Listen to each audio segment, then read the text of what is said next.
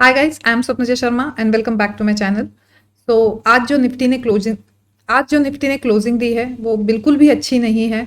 और जो एक स्विंग पॉइंट हमने कल डिस्कस किया था निफ्टी के डेली चार्ट पे विच वाज अराउंड 24,567, उसके नीचे आज क्लोजिंग दी है। सो लेट्स सी अब निफ्टी के लिए कौन से टारगेट ओपन हो रहे हैं। और कल बैंक निफ्टी की भी एक्सपायरी है और बैंक निफ्टी ने भी बहुत अच्छी खासी सेलिंग दिखाई है। सो कल क्या एक्सपेक्ट कर सकते हैं एक्सपायरी के लिए, that we'll see. As usual we'll first see Nifty.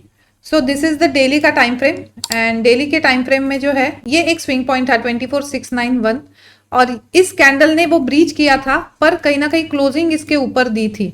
आज इसके लो के नीचे बेसिकली निफ्टी ने क्लोजिंग दी है।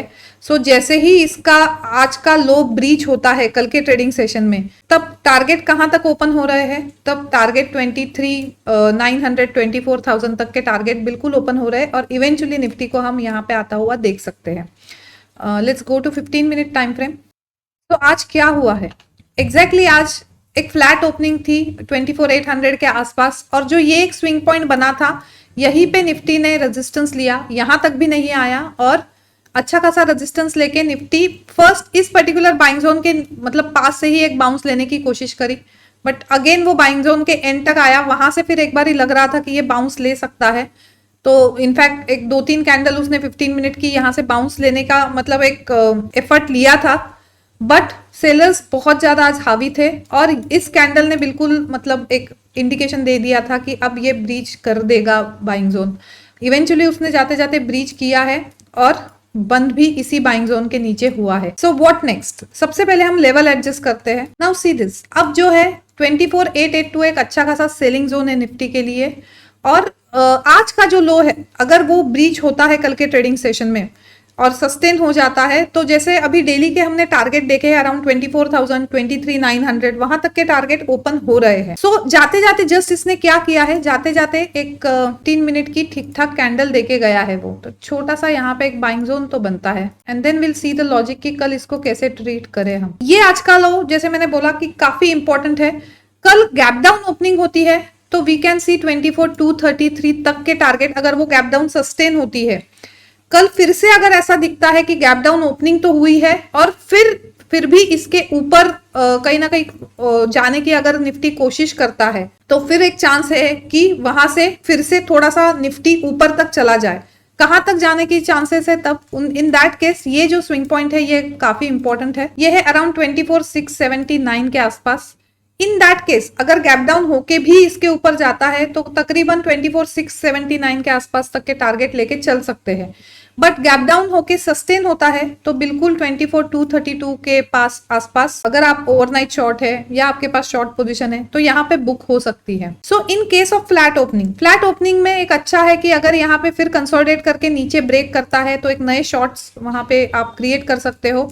इवेंचुअली इंट्राडे के टारगेट आप यहाँ तक जैसे मैंने बोला ले सकते हो। अगर वो यहाँ पे ही सस्टेन होके कोई भी फिर से एक कोई 15 मिनट की स्ट्रॉन्ग कैंडल देता है तो चांसेस है कि फिर वो इस स्विंग पॉइंट के आसपास चला जाए और इस स्विंग पॉइंट के आसपास देखना पड़ेगा कि निफ्टी रिएक्ट कैसे करता है। आज का लो जो है वो काफी काफी ज्यादा इंपॉर्टेंट है। एक ऑप्शन का डेटा देखते हैं।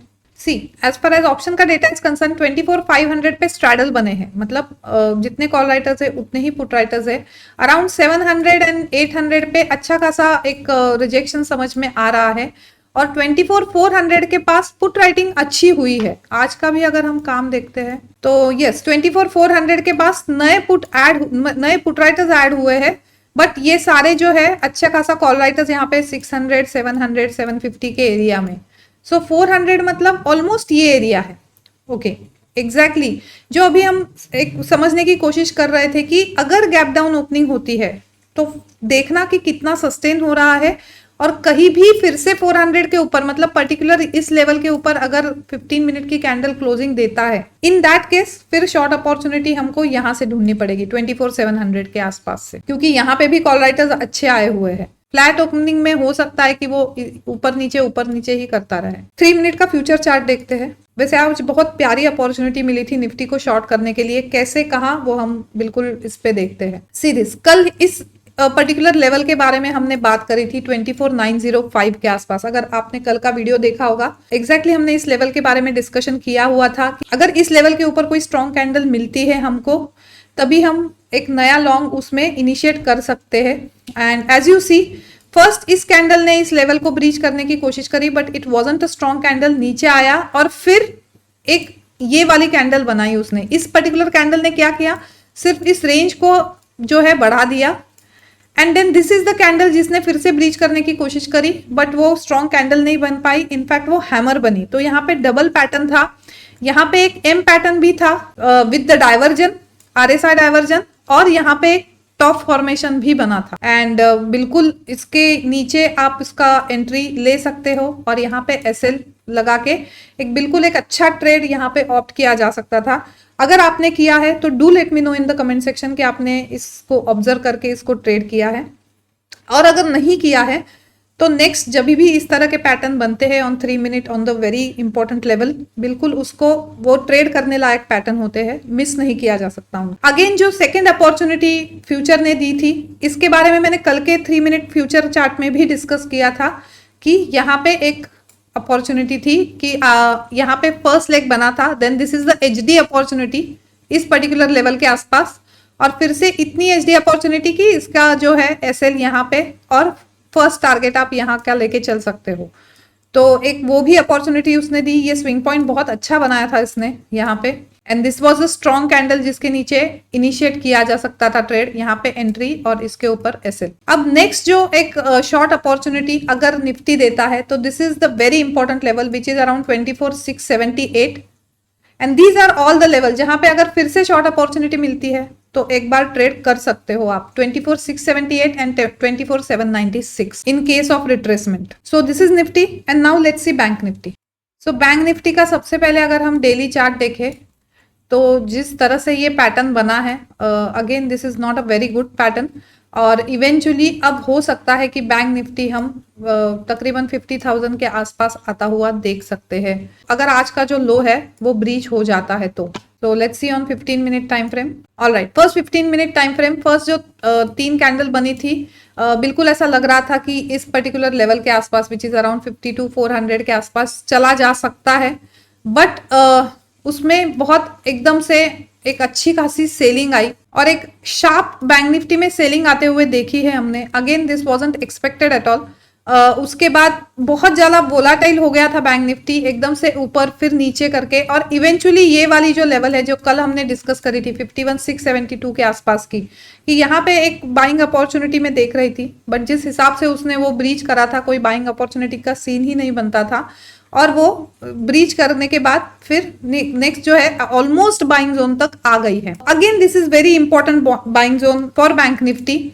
अगर इसके नीचे ही ओपनिंग होती है इन case of gap down, yes वही हमको सेम लॉजिक देखना पड़ेगा कि क्या सस्टेन होता है। सस्टेन होता है तो हम 5386 के कल के लिए टारगेट देख सकते हैं, बट अगर गैप डाउन होने के बावजूद वो अगर इस बाइंग जोन के ऊपर कहीं ना कहीं क्लोज होता है, then this is the level जहां से हम एक नया अपॉर्चुनिटी ढूंढ सकते हैं शॉर्ट के लिए। फर्स्ट इसके लेवल एडजस्ट करते हैं।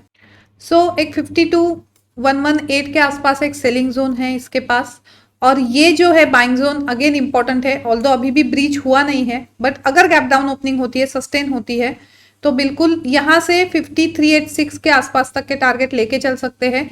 अगर आप शॉर्ट हो तो यहाँ पे एक बारी प्रॉफिट बुक कर लेना बैंक निफ्टी में।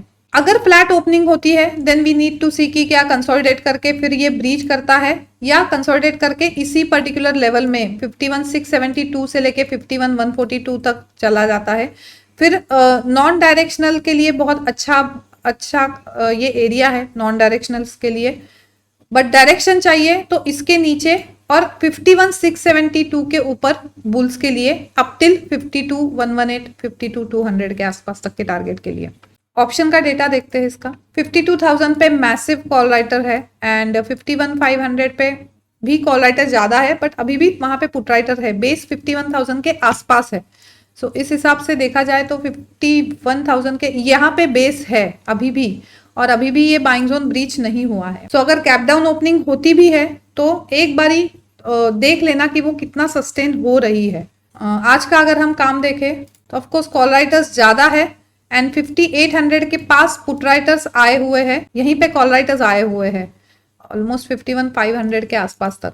सो this is the area, these all are the areas जहां पे आप नए शॉर्ट्स ढूंढ सकते हो अगर गैप अप ओपनिंग होती है या मार्केट जरा भी रिट्रेस होने की कोशिश करता है।